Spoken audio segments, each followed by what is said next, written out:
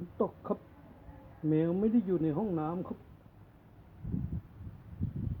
แมวแอบมานอนวันนี้ครับ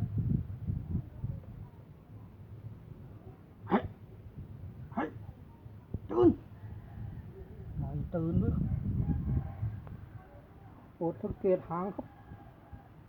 ดุกดิกดุกดิก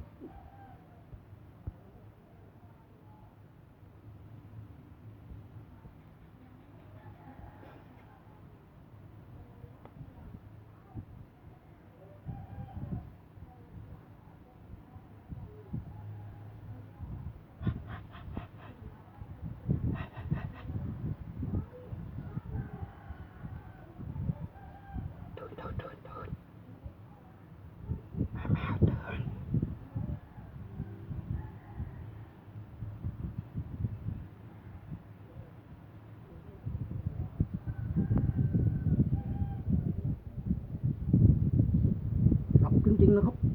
ไม่ใช่หลับเล่นๆแต่โปรดสังเกตหางครับ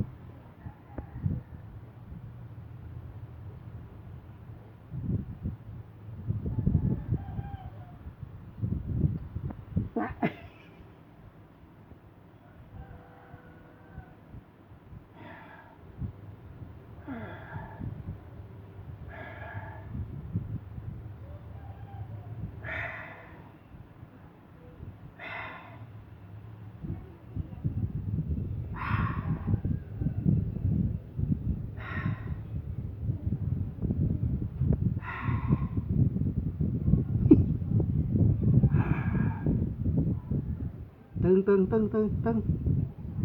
ตึงตึงไม่ตึงก็อย่าตึงน้องตอบอ่ะ